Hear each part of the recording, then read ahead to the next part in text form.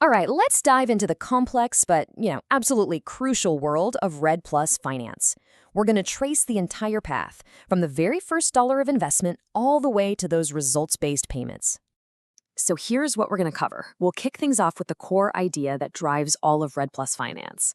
Then we'll walk through the different funding phases, check out the diverse sources of money, see exactly how payments are accessed, and finally, take a look at what the road ahead might hold. Okay, so first things first. To really get a handle on REDD Plus finance, we have to start with the fundamental concept that makes the whole thing tick. At its heart, REDD Plus finance is all about rewarding proven results, not just effort. This is what we call results-based finance, or RBF. See, it works by setting a really clear benchmark. That's the forest reference emission level.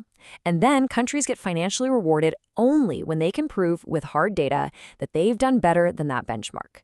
It all boils down to this. Performance is the only thing that gets paid. This whole pay-for-performance model is really what makes REDD Plus so unique. But, this immediately brings up a huge question, right?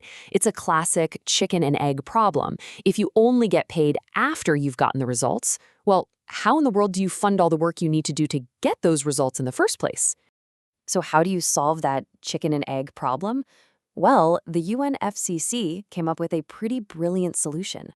They structured the whole thing into 3 distinct phases, and each one is designed to build on the last and has its own very specific funding needs.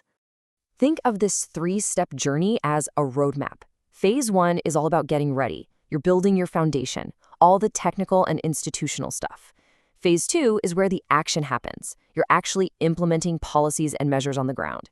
And only then, after all that work, do you get to phase 3, getting paid for the results you've actually produced. So this distinction right here is absolutely critical. Upfront finance is like the seed money, right? It's the investment capital you need to get things going in phases 1 and 2. Then the ex-post finance, that's the harvest. That's the reward you reap in phase 3 after you've successfully proven your results. You absolutely need both of these for the system to work. And when we look at the numbers for that critical readiness phase, they're pretty substantial. There's been huge international support. The Forest Carbon Partnership Facilities Readiness Fund and the UN REDD program. Together, we're talking over $500 million in pledges.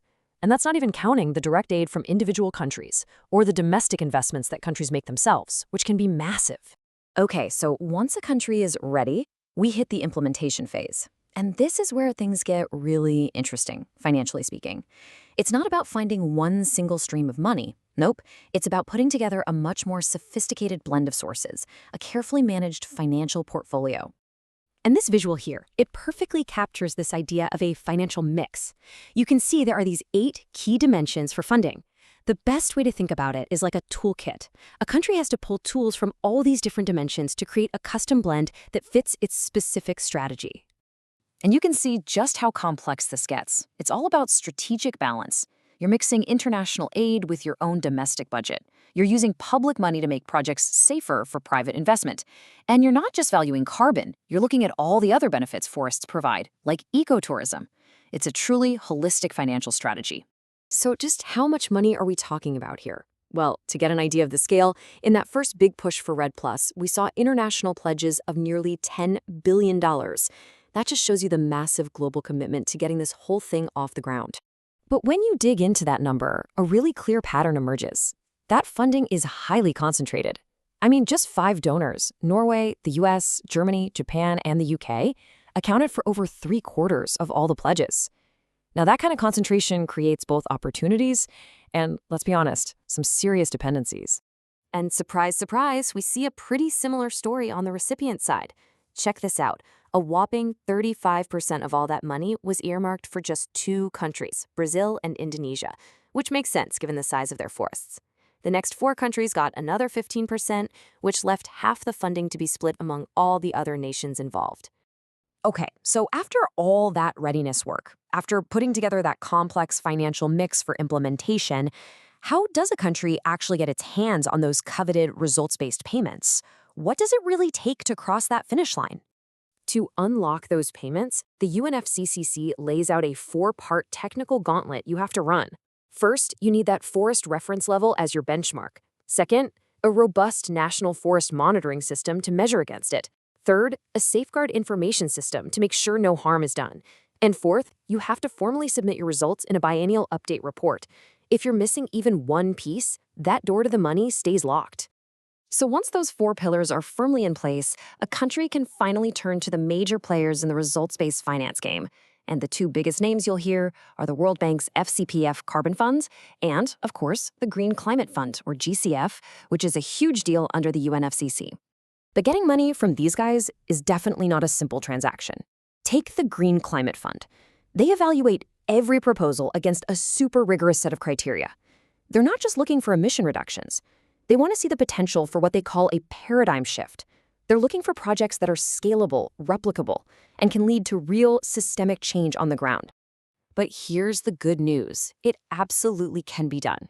Ecuador's successful $41.2 million proposal to the GCF was a landmark moment for REDD+. It proved that the system actually works.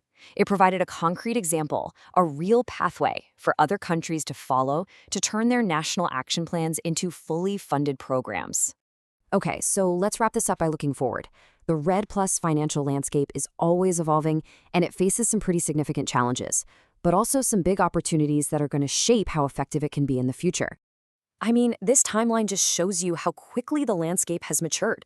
In less than a decade, we went from programs focused on just building basic readiness all the way to major funds like the GCF approving some serious results-based finance. That's a huge leap in a very short time. But despite all that progress, major hurdles are still out there. The biggest challenge now is moving beyond just a series of pilot programs to create a financial system that's truly global, predictable, and aligned. Where the long-term funding will come from is still a bit of a mystery. The technical bar to entry is still really high for a lot of countries, and just getting all the different players to coordinate is a constant struggle. So at the end of the day, this whole journey is a really delicate balancing act. You need that sophisticated mix of upfront investment to get things started, but then you have to match it with predictable, performance-based rewards to keep the action going for the long haul. One simply cannot succeed without the other. And that leaves all of us with a final critical question. We understand the pieces, we understand the pathway, but the real test is this. How can we, as a global community, make this intricate financial machine not just functional, but a truly powerful, predictable, and transformative force for our planet's forests and our climate?